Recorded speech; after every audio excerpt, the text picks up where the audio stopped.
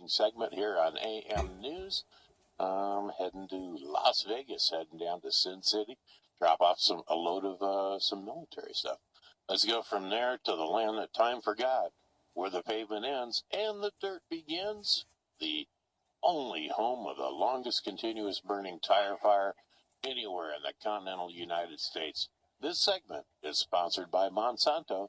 Better living through chemistry. Without further ado, it's Aaron. Hey, Aaron, what's up?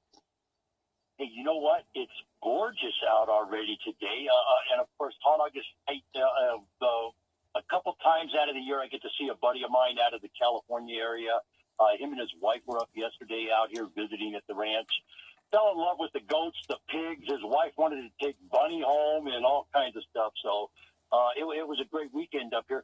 A couple things. ESPN is reporting this morning Croatia 72, Spain 70 was the score on that game. Julie, trust me when I tell you, we're not looking at the color of your hair. No.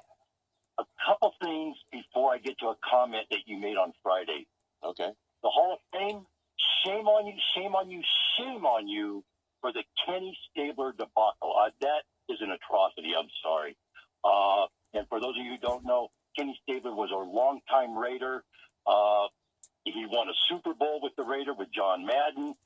No Raider paraphernalia at all in his locker at the Hall of Fame when they inducted him. Only Alabama.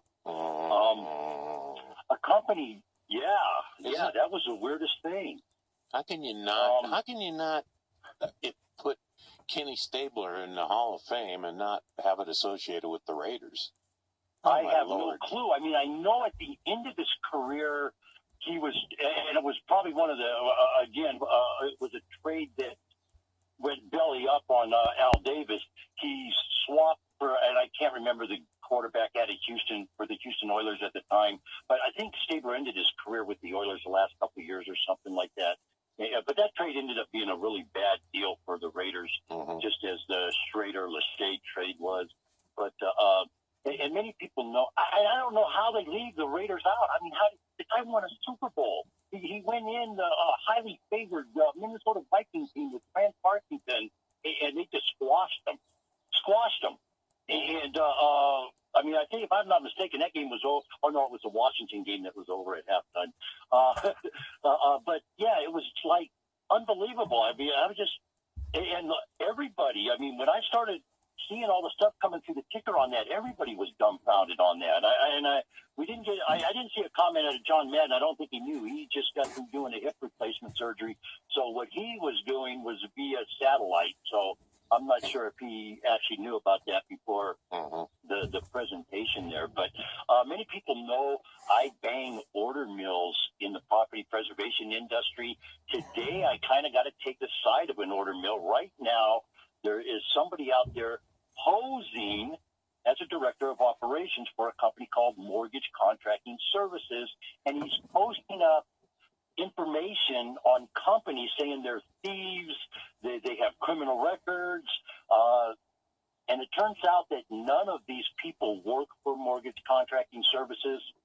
This guy is doing some fraudulent stuff. Maybe he's a disgruntled vendor that worked with Mortgage Contractor Services, and he's trying to put the company in a bad light. The information that's going around, this guy, if anybody sees something from a guy named Edgard Corbusier, he does not work for MCS, Mortgage Contracting Services at all. And in that respect, I think, you know what, that's just as bad as somebody stealing your money when you start going on public forums and social media and lying about a company or an individual. That's just wrong. And you know, like I said, I got to give MCS time here, even though I bang them for their business practices, and I don't care for their business practices. This guy is wrong, and MCS is not putting bad information out on these companies out there. So please ignore that. Anybody going out there and looking, and the people actually might, if they can figure out who he is through LinkedIn, they might have a lawsuit against him because what he's saying is slander. All right. Now, what were you going to bag on something I said Friday? What did I say? Okay. Friday you said that you weren't really sure about, you know, the GMO technology conventional breeding of plants.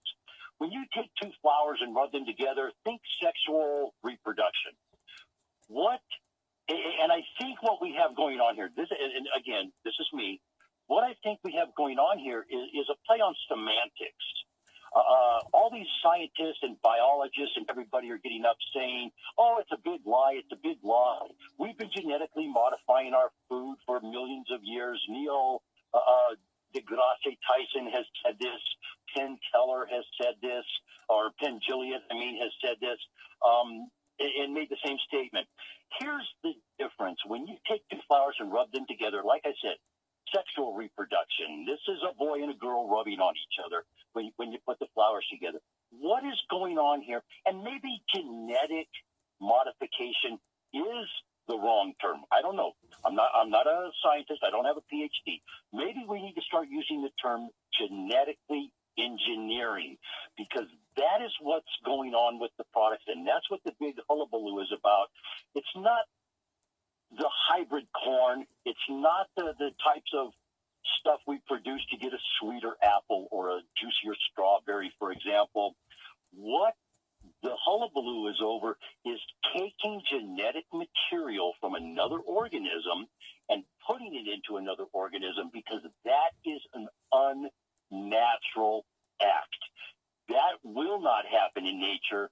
The two flowers, a zucchini and a crooked neck squash, for example, if they're next to each other, the bee's going to go to the zucchini and then go to the crooked neck. Okay. And that's how that happens. So in that respect, we could say, I'll give them that's genetically modifying, because you're kind of changing the structure and the outcome of something. But the issue is over the genetic engineered, where they take the DNA out of something and put it into something else to create a third organism. Well, and that is what's going on there. And it's not, I have no problem, Dennis, with the technology. And I've said this over and over and over. The technology is sound. The science for that is sound. It's whose hands it's in and what they're doing and the deception that they have created over these products, because they're making a poison. These products are classified as insecticides. It has the word CID at the end of it, and when you look that up, it means death. So they're making poison is what they're making, and they're classified as insecticides. So that's what that issue is about. And I'm gonna stand by what I said. I think if you're raising corn for ethanol, I don't care how you do it. I don't care how you go about doing it. You're 100% correct there, Dennis. That's fine. And that kind of is a problem. It's great if that's what they were doing, fine. But here's what they've done. They said, we're going to feed the hungry children. We're going to increase yields. We're going to use less herbicide and less insecticides. And those were the four talking points to get all this out in the mainstream, and those are four lies. Okay, well, what you're saying here, let's use it for ethanol. Hey, not a problem. Nobody's eating that. We batted this around, and I have to get to another call, but I'm going to say this too. The kid that's hungry in Africa doesn't care how his food's made, as long as he gets a full belly. That's good for the night. But is it ethically right to feed him poison? I'm not gonna. Is it ethically right to let him starve? He will starve to death in 2 weeks or 3 weeks. The poison, maybe or maybe not. I don't know, and I don't know for sure if it is. But it's a tough dichotomy. I don't want to eat the stuff, but I say grow it all and make ethanol out of it, or soybeans, or whatever you do. So that's where I'm coming from. But anyway, how do we contact you at Alliday? I know we're going to be talking about this more and more and more, but how do we contact you? 775-230-9915 on that World Wide Web, www.Alliday LLC. Hey, go to the product page. You know what? There's a Presto lift on there, Dennis. You may know somebody that can use it. We just put a whole bunch of new items up there. All right. It's going to be gorgeous out, folks.